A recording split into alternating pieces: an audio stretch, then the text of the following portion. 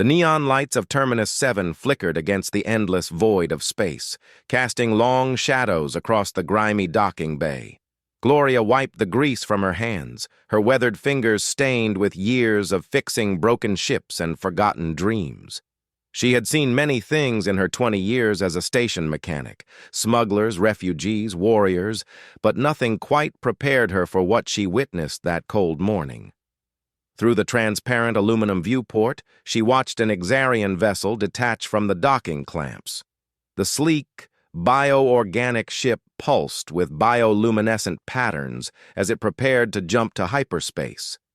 But something was wrong. Gloria's trained eyes caught movement near the cargo bay entrance. A small figure, no taller than her waist, struggling against the artificial gravity plates. The child was Exarian. His crystalline exoskeleton malformed on the left side, causing him to drag his leg with each painful step. His head crest, which should have been vibrant purple, was a dull gray, a sign of severe malnourishment. Gloria's heart clenched as she watched the small alien reach toward the departing ship, his three-fingered hand grasping at empty space. "Please, Father, don't leave me!" The universal translator crackled in Gloria's ear, converting the child's desperate clicks and whistles into words that cut through her soul. The ship didn't stop. Within seconds, it vanished into a wormhole, leaving nothing but the cold silence of space and one abandoned child. Gloria dropped her plasma wrench and ran. Her boots clanged against the metal deck as she rushed to the docking bay entrance. Station security would find the child eventually. And then what? She knew the protocol. Abandoned aliens, especially disabled ones, were processed through immigration, held in detention, and eventually sent to whatever authority claimed them.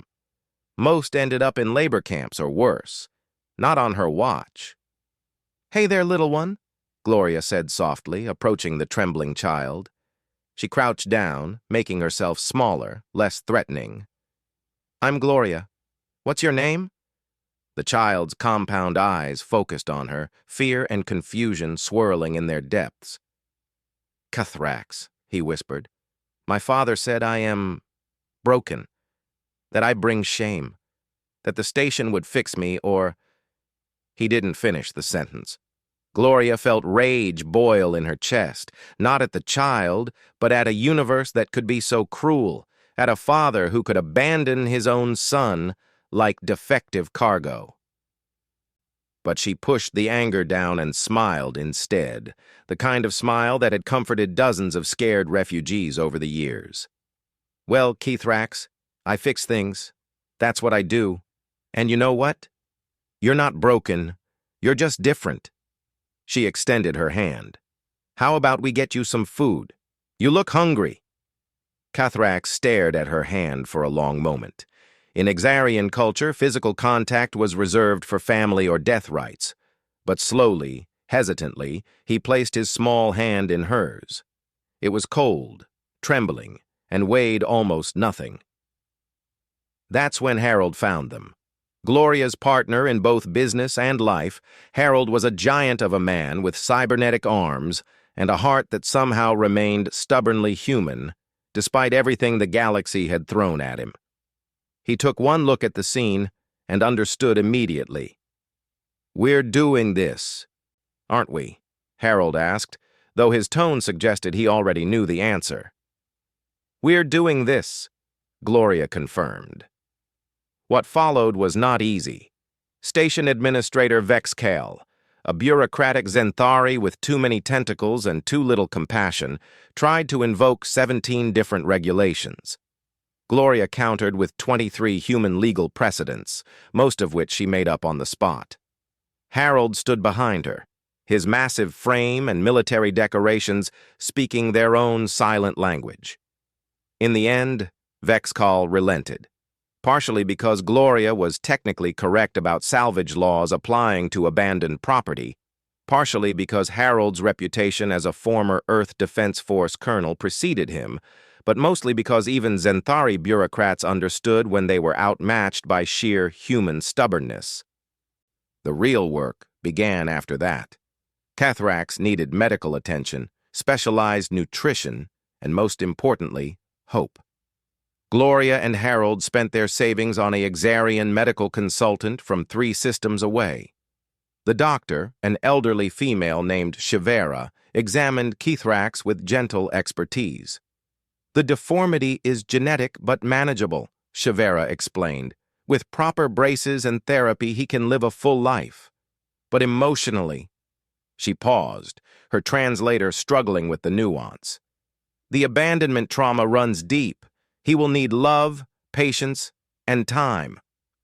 "We've got all 3, Gloria said firmly, her hand resting on Cathrax's shoulder. Months passed. The station watched with curiosity as the human mechanics became surrogate parents to an alien child. Some whispered that humans were too soft, too emotional. Others saw it as further proof of humanity's strange obsession with collecting broken things and making them whole. Cathrax learned to walk properly with his custom braces, designed by Gloria, calibrated by Harold, and decorated with hand-painted stars. He learned to laugh at Harold's terrible jokes and to help Gloria sort parts in the workshop. His head crest gradually shifted from gray to a beautiful purple-blue, and his eyes, once dull with despair, sparkled with curiosity. One evening, as Gloria was closing the workshop, Cathrax approached her with something clutched in his hand. "I made this for you," he said shyly, offering a small sculpture welded from scrap metal, a crude but unmistakable representation of a human hand holding an Xarian hand. Gloria felt tears sting her eyes. "It's beautiful, Cathrax." "You said you fix things," the young Xarian said softly. "But I think you don't fix them. You show them they were never broken." Harold, who had been listening from the doorway, cleared his throat, roughly. "Kid's got wisdom beyond his years." Word of their story spread beyond Terminus 7. Other humans began taking in abandoned alien children. It started a movement that the galactic community couldn't ignore. Humans, those strange emotional creatures who waged war with devastating efficiency but couldn't walk past a creature in need. The Xarian Council formally apologized and updated their laws. Cathrax's father was found and stripped of his titles, though Gloria refused to let Cathrax attend the trial.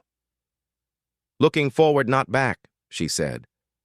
Years later, Cathrax would become the first disabled Xarian to graduate from the prestigious Andromeda Engineering Academy. At his graduation, he gave a speech that was broadcast across 70 systems. "I was once told I was broken," Cathrax said, his voice steady and strong. "A human mechanic taught me I was wrong. She taught me that being different is not the same as being less. She taught me that family is not about DNA or species.